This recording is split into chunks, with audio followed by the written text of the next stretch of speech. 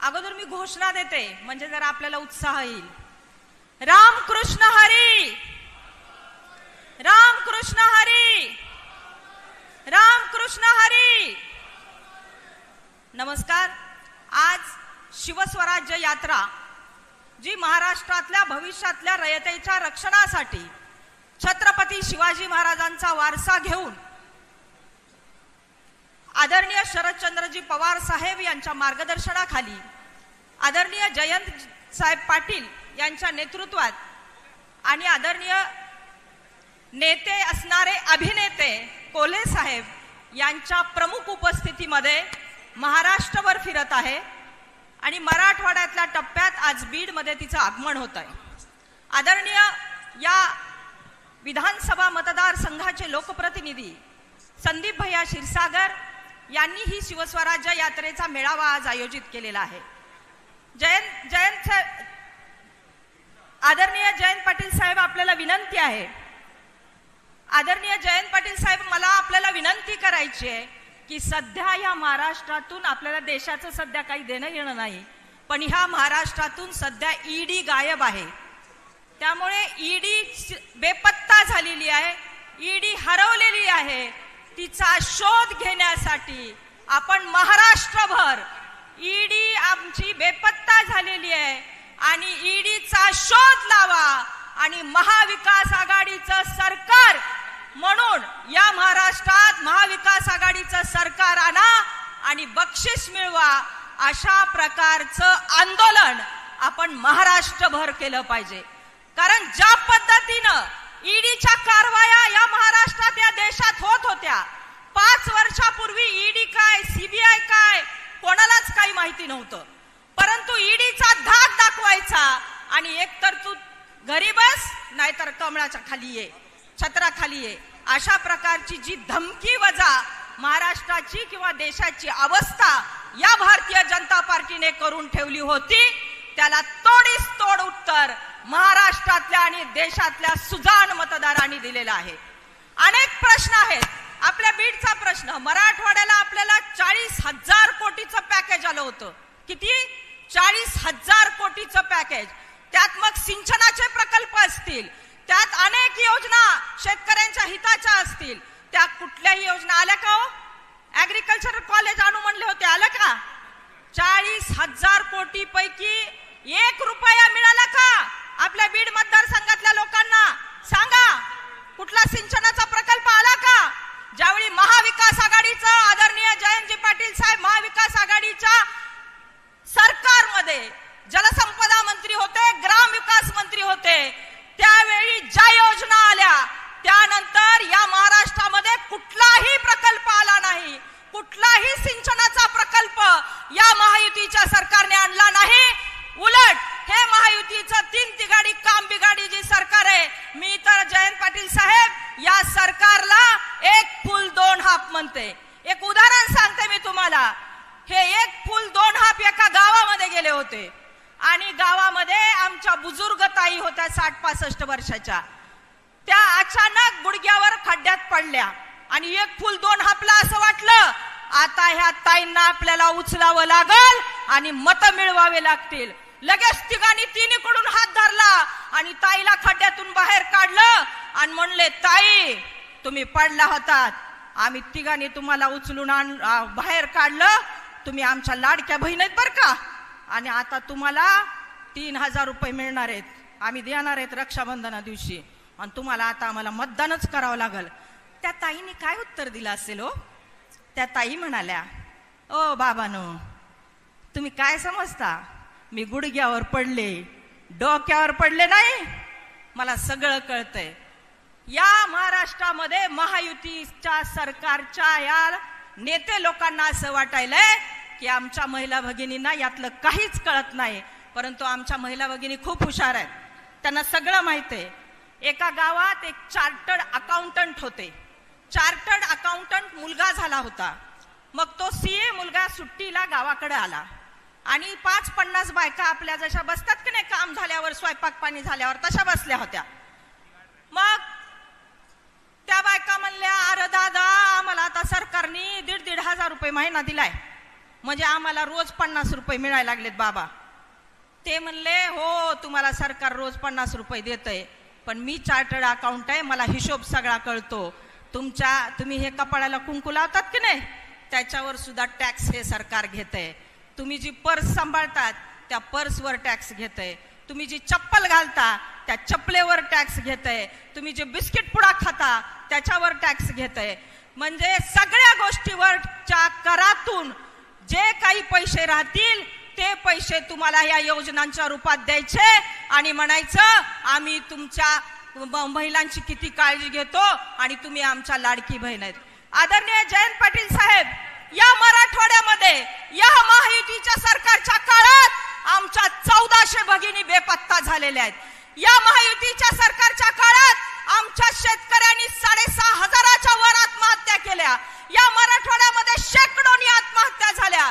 या मराठवाड्यात या बीड जिल्ह्यात पीक विमा मिळत नाही, अग्रिम विमा मिळत नाही. या सरकारचे नुसते मला वाटतं तोंडाला पानं पुसायचे काम आहेत आणि आम्ही याव केलं ना आम्ही त्याव केलं. मला आठवतंय आपल्या काँग्रेसच्या सरकारच्या काळात संजय गांधी निराधार योजना आली होती. अनेक अशा योजना आल्या होत्या, अपंगासाठीच्या योजना आल्या होत्या. या सगळ्या योजनांचा गाजावाजा न करता या सरकारच्या तिजोरीमधून सर्वसामान्य लोकांना, गावकुसा बाहेरच्या लोकांना सरकारची फुल ना फुलाची पाकळी म्हणून मदत झाली पाहिजे, हेच फक्त धोरण काँग्रेसचं आणि आदरणीय शरदचंद्रजी पवार साहेबांचं होतं. त्यामुळे या कुठल्याही योजनांचा इव्हेंट त्या काळात झाला नाही. पण आता काय चालू आहे, आज तर मी नवीनच बातमी ऐकली बाबा. आपले हे महायुतीचे नेते आहेत ना, ते स्वतःच्या डोक्यावर डुप्लिकेट पैसे टाकून घ्यायलेत म्हणून. डुप्लिकेट पैसे टाकून गेलेत असं म्हणजे काय. आता ह्या गुलाबी जॅकेटचं तर लयच अवघड झालंय बाबा. आम्हाला गुलाबी गँग पिक्चर माहिती होता. जयंत पाटील साहेब, गुलाबी गँग नावाचा एक पिक्चर आला होता. उत्तर प्रदेशमध्ये सतपाल म्हणून एक बाई होती. ती बाई या देशात महिलांवर आणि मुलींवर अत्याचार नाही झाले पाहिजे यासाठी तिनं गुलाबी गँग नावाची गँग काढली होती. एवढ्यापर्यंत आम्हाला माहिती आहे. परंतु या गुलाबी गँगला काही महिलांचं पडलेलं नाही. अनेक ठिकाणी महिलांवर अत्याचार होत आहेत, अन्याय होत आहेत. आमचे लाडके भाऊ म्हणतात अहो किती बेरोजगार भाऊ आहेत आपले, किती बेरोजगार. या व्यासपीठावरून शिवस्वराज यात्रेच्या पॉक्सॉनचा प्रकल्प असेल, अनेक प्रकल्प, एअरबसचा प्रकल्प असेल, आता महिंद्राचा जो प्रकल्प आहे तो प्रकल्प गुजरात मध्ये पाठवायचं पाप जर कुणी केलं असेल तर या देवेंद्र फडणवीस एकनाथ शिंदे सरकारने केलेलं आहे. त्यामुळे हे गुलाबी जॅकेटचा इव्हेंट जरी केला, सगळं गुलाबी जरी केलं तरी आमचा कुठलाच लाडका भाऊ आणि कुठलीच लाडकी बहीण. आणि आता तर काय ते तीर्थक्षेत्राची योजना काढली. मी लय काय ऐकलंय त्या तीर्थक्षेत्राच्या योजनेचं. तर अगोदर म्हणले सगळ्या गावाला योजना, पुन्हा म्हणले त्यातले 1000 जण, पुन्हा म्हणले नवरा बायको नको, पुन्हा म्हणले बरं नवरा बायको बी आणा. पण ते सगळं कलेक्टरच्या मनावर. म्हणजे तत्वतः सगळ्या योजना तत्वतः अभ्यास करून दिलेल्या आहेत. त्यामुळे तुम्हीही तत्वतःच अभ्यास करा आणि येणाऱ्या विधानसभेमध्ये तत्वतः या महायुतीच्या सरकारला, या धर्मांध शक्तीला घरी बसवा एवढी मी तुम्हाला विनंती करते. बेरोजगार असतील, महागाई केवढी वाढवली आहे. अहो तुम्ही सांगता आम्ही 1500 रुपये दिले, कुठं लाडक्या भावाला आम्ही येऊ केलं, कुठं स्टायपंड दिला, कुठं काय केलं. अहो साधा गॅस 850 रुपयाला येतोय.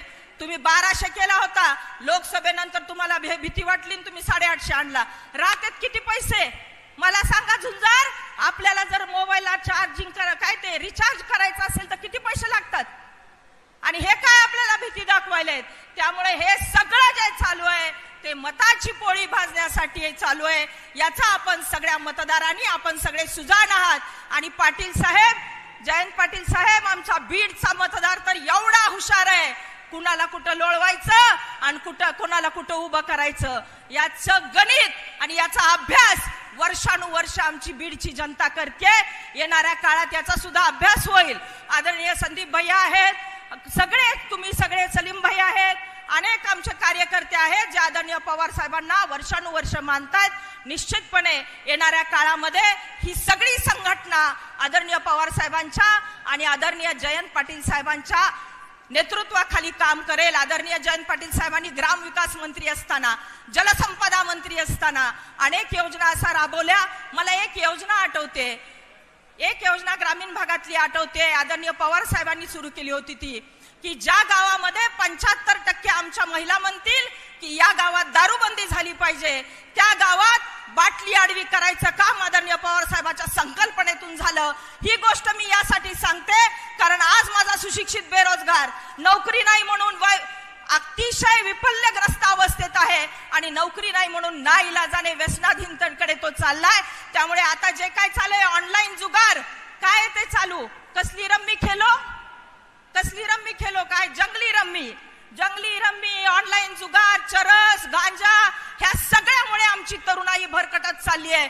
पुणे हे मला वाटतं या सगळ्या व्यसनाचं हब बनत चाललंय. नागपूर जसं क्राईम कॅपिटल बनत चाललंय तसं पुणे व्यसनाचं हब बनत चाललंय. त्यामुळे वाटतं माझ्या तरुणाईचं जर वाटोळं व्हायचं नसेल तर येणाऱ्या काळामध्ये आदरणीय पवार साहेबांच्या नेतृत्वाखाली तुम्हाला मोठी शक्ती उभा करून पुन्हा एकदा महाविकास आघाडीच्या पारड्यात आणि पुन्हा एकदा आदरणीय शरदचंद्रजी पवार साहेबांना ज्या पद्धतीनं तुम्ही 10 पैकी 8 अशा प्रकारचा स्ट्राईक रेट, अतिशय उत्कृष्ट असा नंबर 1 चा या महाराष्ट्रात स्ट्राईक रेट दिला, तसाच स्ट्राईक रेट तुम्ही महाविकास आघाडीला येणाऱ्या विधानसभेत द्यावा एवढी मी तुम्हाला विनंती करते.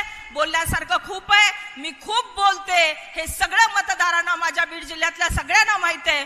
त्यामुळे मी आदरणीय जयंत पाटील साहेबांना, आमचे पंढरीनाथ कांबळे साहेब हे खूप दिवसापासून आदरणीय जयंत पाटील साहेबाबरोबर फिरतायत, त्यांना आपण बोलायची संधी देऊया आणि येणाऱ्या काळामध्ये आपल्याला डबडं वाजवायचंच आहे. आणि तुम्हाला चांगलं माहिती आहे की आपण ग्रामीण भागामध्ये सुद्धा चांगल्या प्रकारे डबडं वाजवू शकतो. त्यामुळे आदरणीय पवार हे जयंत पाटील साहेब जी मेहनत घेत आहेत, साहेब मी तुमचं कौतुक म्हणून नाही, मला कौतुक करायला आवडत नाही, परंतु ज्या पद्धतीनं तुम्ही रात्री 2-2 वाजेपर्यंत संघटनेसाठी झटताय आणि सकाळी 6ला उठताय, पुन्हा कामाला लागताय, असा नेता मला तरी 20 वर्षाच्या काळात दिसला नाही.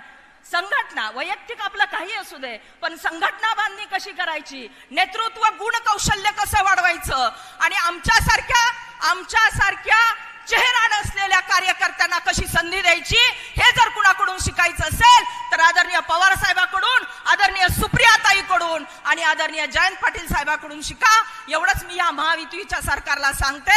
आणि गुलाबी गँग ही कशी तुम्हाला काळ्या गँग मध्ये रूपांतरित करायची एवढं ठरवा. आणि येणाऱ्या इलेक्शन मध्ये आमच्या बीड जिल्ह्यात जे काही 5 देणार आहेत का आपण उमेदवार, गेवराई घेतलं नाही आपण, त्यामुळे जे काही आपण उमेदवार द्या त्याला सगळ्यांना भरघोस मतांनी निवडून आणायची जबाबदारी आमची. एवढं मी तुमच्या साक्षीने आदरणीय जयंत पाटील साहेबांना शब्द देते आणि माझी रजा घेते. जय हिंद, जय महाराष्ट्र, जय राष्ट्रवादी. एक घोषणा देते आणि त्या घोषणानंतर आपण रजा घेऊया. मताची आली कडकी मन बहीण माझी लाडकी, मताची आली कडकी मन भाऊ माझा लाडका, मताची आली कडकी मन बेरोजगार माझा लाडका, मताची आली कडकी मन वृद्ध माझा लाडका. हे ओळखा आणि येणाऱ्या इलेक्शन मध्ये काम करा. जय हिंद, जय महाराष्ट्र, जय राष्ट्रवादी.